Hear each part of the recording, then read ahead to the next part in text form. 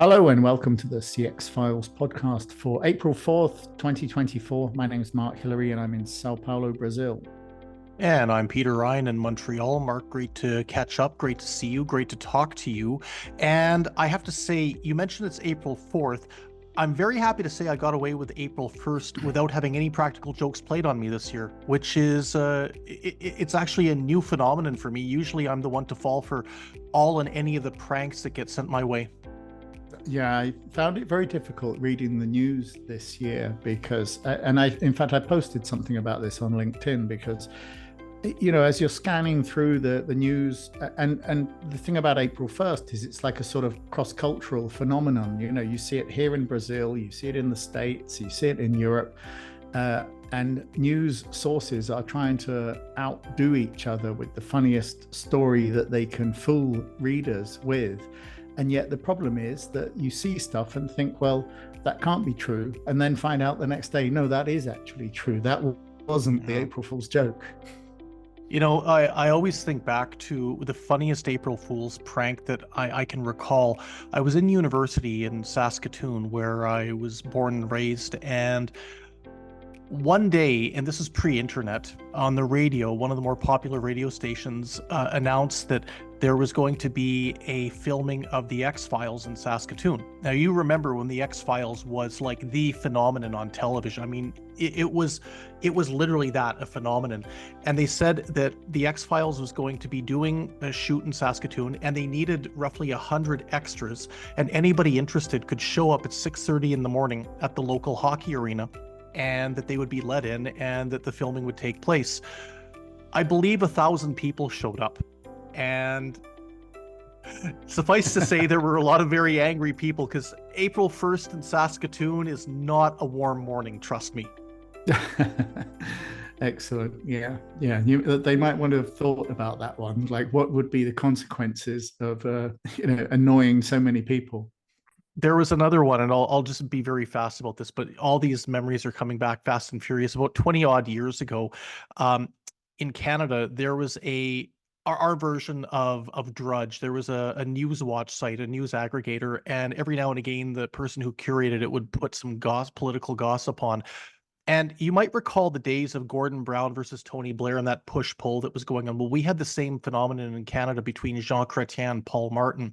Paul Martin was the finance minister, and he'd been tussling to try and get the leadership away from Jean Chrétien of the Liberal Party, and hence becoming prime minister for quite some time.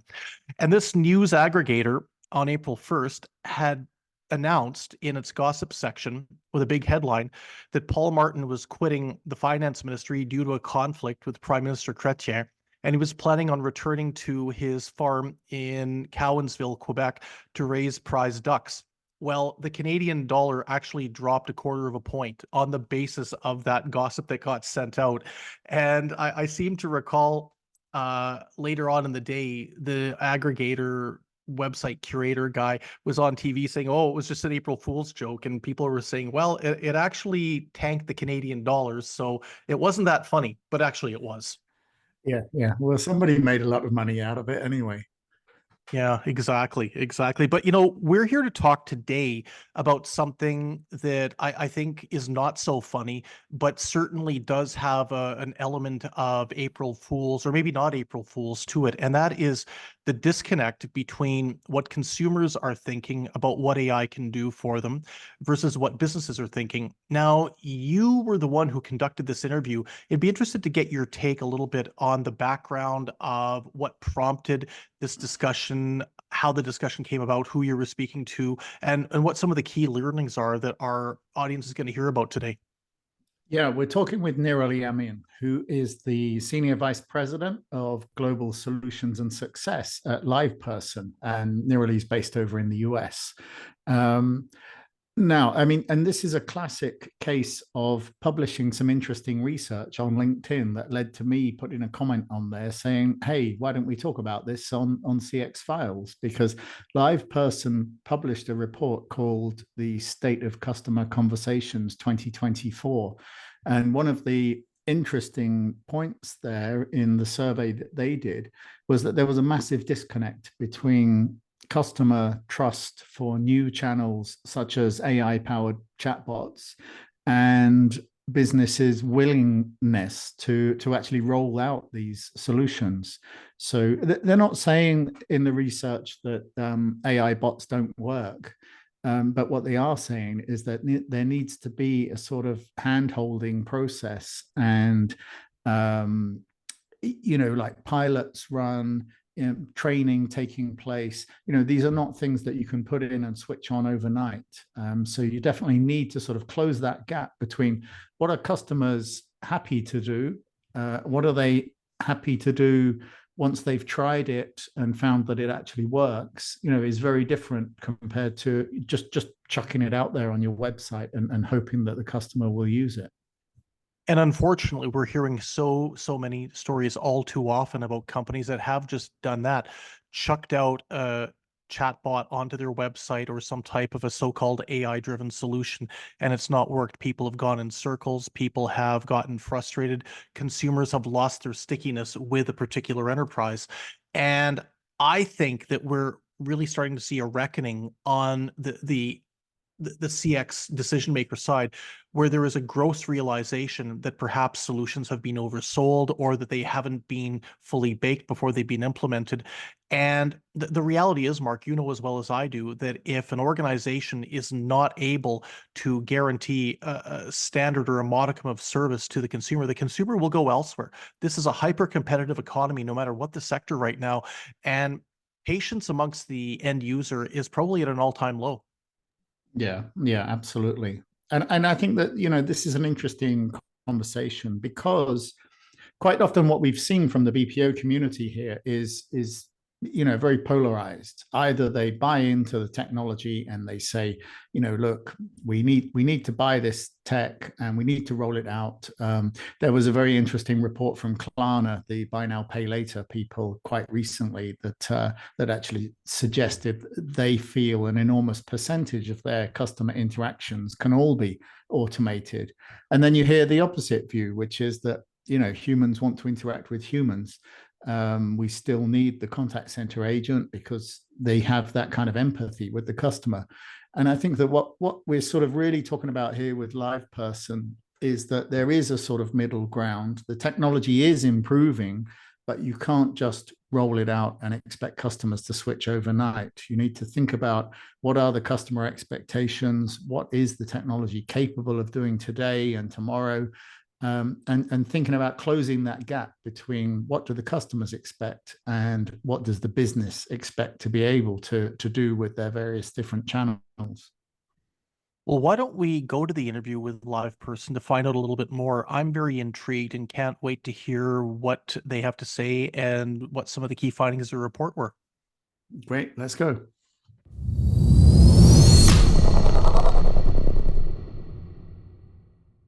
Okay, it's great to get you on the podcast. Now, LivePerson recently published some research that was exploring the gap between how businesses are using and seeing AI and how customers are seeing it.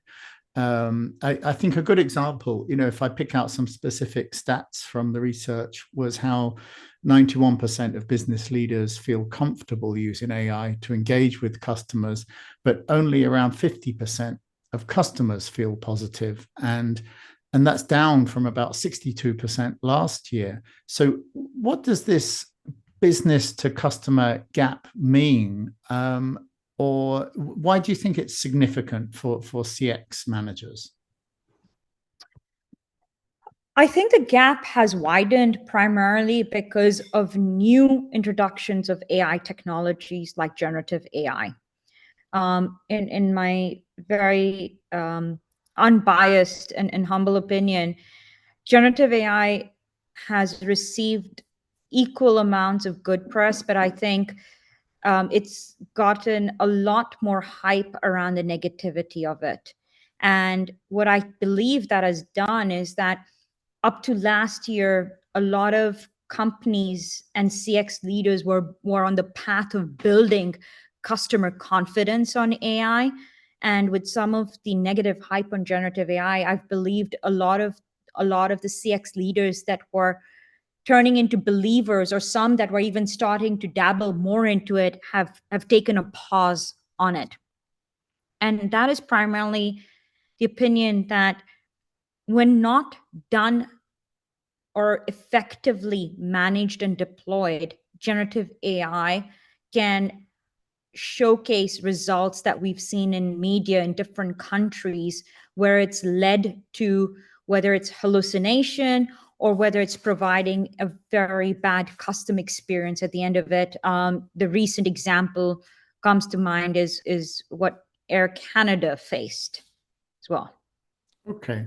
Okay. So if I was maybe summarizing this sort of difference in enthusiasm, do you think that it is generally like an effect of the media, in that a lot of the business media is talking about opportunities, and individual managers are testing tools like ChatGPT and finding out what they can achieve, but customers are kind of sitting there, scratching their head and wondering why the chatbots are not improving.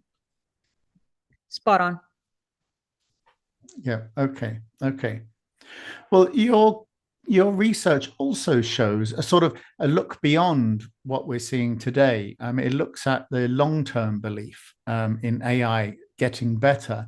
And actually, although customers may have some sort of negativity right now in the short term, they seem to have a belief that it will get better in future.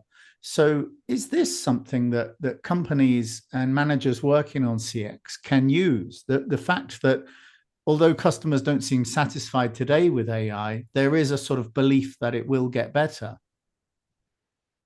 Absolutely. And I think one of the reasons where we've seen through our research and how we've also tested it with our customers showcases that if you start AI in the right way, especially the new tools of using generative AI capabilities, you put more guardrails around it, and you slowly you have a test, a test simulation. You slowly expose it more and more into the market using those phased approaches, starting with agents first, meaning it's not exposed to customers at all.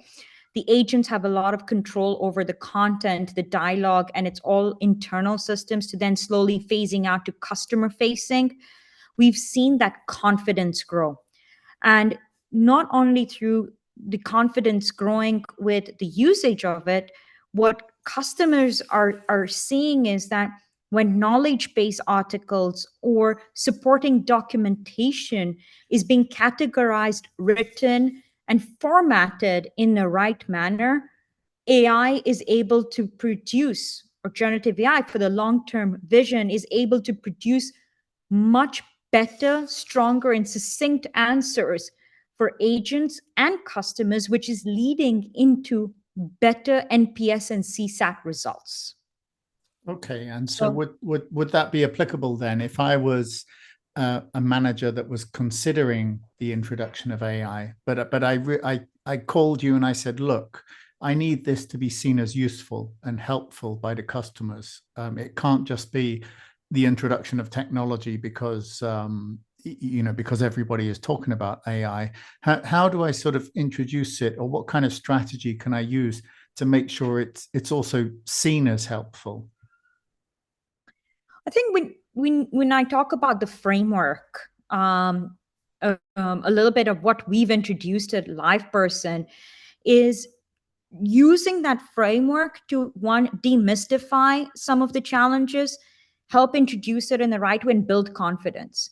When I think about how customers is using this flywheel terminology and framework where we built to help better connect with their customers in the end. And the first stage of that flywheel is understanding. And that understand phase is so critical to look at the data and the business outcomes that the businesses want to drive for the customers. Using that data and insights, we believe in creating the right connection strategy, which is through digital channels or the channel of customer choice.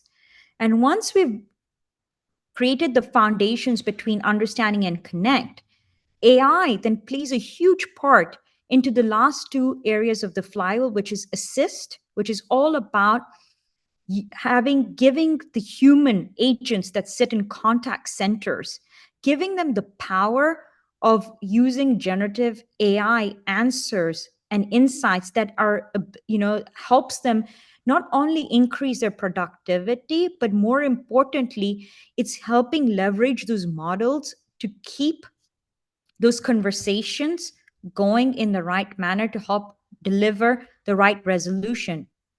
Again, that's driven a lot by the processes, knowledge-based articles that brands are starting to learn how to set up properly.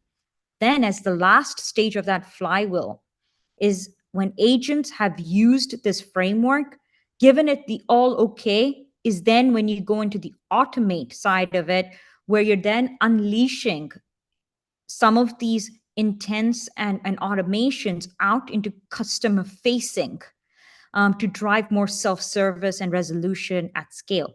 Now, why I see this is important of using the flywheel is to say that automation, when done right, when done with the right guardrails, with the right testing platforms, can lead to better, faster, more strengthened outcomes when automation as a bot end-to-end supports the customer on a digital platform. Does that help answer your question? Yeah, absolutely. And I think that actually I'm interested then in the guardrails there, because you mentioned that it would be possible to have a generative AI system that can help advise the agent. So kind of like a digital assistant for the agent. Correct. But would the guardrails that you were talking about, would they kind of almost guarantee that there is a correct response? Because you mentioned earlier about, the fear with some of the customers is around the hallucination they read about in the media. And I guess that, if you're just advising someone on how to use their smartphone, then there's not really a big problem there. But if you're advising them on their mortgage or how to pay their taxes correctly, then you really need to make sure the advice is correct. When guardrails done correctly, you see phenomenal results. And let me use a bank here as an example. And the reason why I use a financial industry and a bank here is, we all know banks are highly regulated. They're very risk averse. They have a lot of processes. But when we built a couple of bots using generative AI, for one of the largest banks, or the top 4 in Australia, what we saw was 40% of conversations that were contained by the bot only ended up using 27 articles or PDFs or process documents that were available on the website. And the same thing were available to agents. But 27 documents or articles out of thousands contained 40% of customer conversations with resolution. Yeah. The other 60% of conversations that went to an agent, when the bot essentially handed over to an agent because they could not resolve it, or they were designed to hand to an agent, the agents used another 287 processes that were given to them out of, I want to say, about 1,800 or 2,200. So again, give or take 10%. So the narrative here is, when you create the right documentation, you have the right guardrails to say, these are the set of documents, these are the set of processes you follow, the bots continue to deliver those outcomes. Now, learning through this for the next generation of CX leaders, including healthcare and banking, is, do not over-engineer your knowledge bases and your processes and documents.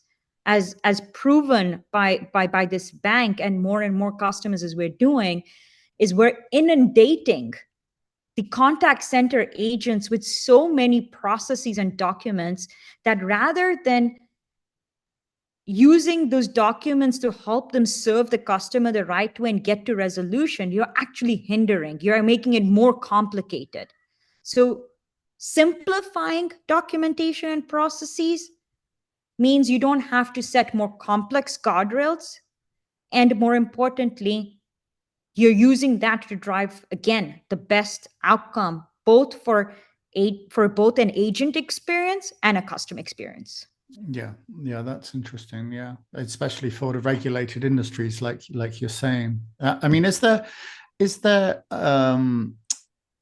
there more some channels where it works better than others? Because I noticed in the research paper that you published, it talks a lot about messaging, messaging, and when the customers are using apps to ask for help. And so they're using like a click to chat sort of mechanism. It seems that this is cited or mentioned a lot more often than other channels. So is that just because it's sort of easier to introduce AI into a chat system, or could it work for any kind of channel?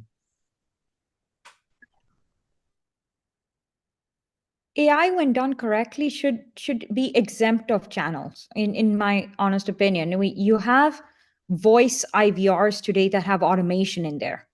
But those automations, if you look at it, the typical voice providers is so guided, meaning it has a lot of menu-driven automations in there. Over time, I believe that it will move into the natural languaging type of automation, which will be backed by, generative AI capabilities. However, again, guardrails and starting, it's very important that you start digital first, because digital to voice, there is nuances on how customers type and speak. So important that you get your automations right for the next generation in digital. Again, based on the research we've done and where we truly believe, I think it's factual, I think it doesn't even need more research, is the next generation is digital savvy. That's all they know. So why not build, learn, understand in the playground for the next generation of users versus testing it out in voice, where most brands today, if you look at their strategy, whether they're saying it publicly or whether they're creating their 5-year strategies as a public company with their boards and others, are clearly telling us that over the next 5 years, majority of brands want anywhere between 20 to 40% of volume remaining on voice. In fact, I would say majority have told us that in the next 5 years, they only want 20% of voice conversations for the most complex, whether it's risk compliance related, and it absolutely needs a voice conversation. Otherwise, they want to move everything digital to serve the consumers of today, but more importantly, to get ready for the consumers of tomorrow. Yeah, that's interesting, because that means that you're looking at I don't know, 20 to 40% of actual kind of human to human interactions, and potentially the rest being handled by AI interactions. And that sort of matches up with some information that Klarna, the financial services company, published recently, where they said about 2/3 of their customer interactions can now be automated with AI. I mean, is this, I'm not asking you for exact percentages or anything, but I mean, is that like in the right ballpark then, you think about? Because we're not talking about a complete replacement of all customer service processes by AI, but there will definitely be more automation. So do you think that we can see maybe more than half of interactions automated? Yes, and the it could be higher, and the only thing standing between that is a customer's technical integration capability on helping bots resolve queries. If you look at why customers call today, whether it's retail, whether it's banking, whether it's travel, all of these big, Fortune 500 companies globally are struggling with deprecated tooling and integrations and band-aid technologies in the background that don't have open APIs.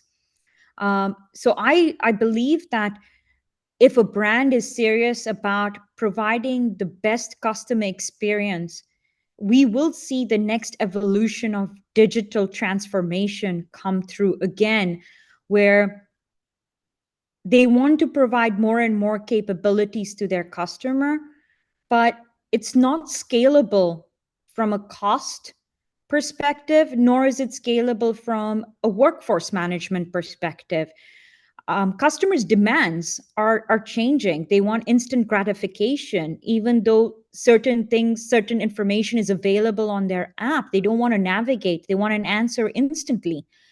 And this is where I believe bots will help a lot more, because as these digital assets grow more and more in self-service, they will become more and more complex. So bots will be the entryway for delivering a curated and personalized experience, which is not scalable with adding, hundreds of thousands of human agents for simple inquiries. Yeah, yeah. Okay. I mean, just to wrap up then, I'd like to ask you, because you mentioned earlier about a framework that you had developed. So I think that it would be good to know something about that. If you have a framework or methodology that can help address this kind of gap between how customers are seeing AI and what the business expectations are. So I mean, do you already have a methodology that exists for addressing that? Yes, and that's part of the flywheel that we've introduced in the market to our customers. We tested it out quite a bit in Q3 and Q4 last year, and we're now rolling it out to all of our customers this year. We took our best customers over the last 3 years and found patterns of why they succeeded. And then we took a subset of customers that we believed that we could have done better, and we had more opportunity to do better by them, and looked at the patterns we followed. And what we realized is, unconsciously, the customers that were doing a lot more of automation in the right way, we followed a path without realizing that we had terminology for it. So we took all of those learnings and helped create this continuous improvement flywheel. And of course, flywheel resonating that we're obsessed about optimization and continuous improvement. But it wasn't continuous improvement and optimization in a lateral way where you're taking one bot and you just continually optimize to the nth degree. It was very much going back to validating and revalidating the first phase, which is the understand phase. That is where what our outcomes are, and we're understanding what the customer's outcomes are, and then how we support them through that analysis and their business goals. Then we use, like I mentioned earlier, by understanding what their goals and outcomes are, we define and design the right connection strategy for them, ensuring that if there's a certain intent that is better served on the app versus them calling, versus them using another asset, that is the right connection strategy. And in looking at that, what are the right backend systems to support that outcome? Which then moved into the assist side, is then when the conversation moves to a human agent, what are the tools and capabilities are we giving them, including generative AI and other agent assist tools, widgets, to support that right outcome? And then, of course, the last one is using the first 3 phases of the flywheel, and how do you use that to do the right layer of automation. Now, you can find this on our website, on liveperson.com. If you look at conversational flywheel, I believe it should be up on the website by now. But that could give you a little bit more understanding into the thought process. All right, Nirali, that is great. Thank you very much. It's really useful information. I'll make sure that the flywheel and the link to the research is included in the show notes, so anybody listening can just click through to that. And I think it's really useful just to hear some actual concrete steps that organizations can take, because for the last year and a half or so, especially since OpenAI released ChatGPT, all we hear about is either the end of customer service or the jobs all being replaced argument. So it's good to hear about actually how it can really work. Thank you. We truly believe that AI is here to help and support, not take away roles. In fact, we truly believe that what it does, it helps shape the next career pathing for people working in contact centers. So that is a philosophy that we truly believe and encourage, and work with our customers to help define the next generation of AI technologists, analysts, bot optimization tuners that should come out of the contact center, because they are truly teams that are customer obsessed.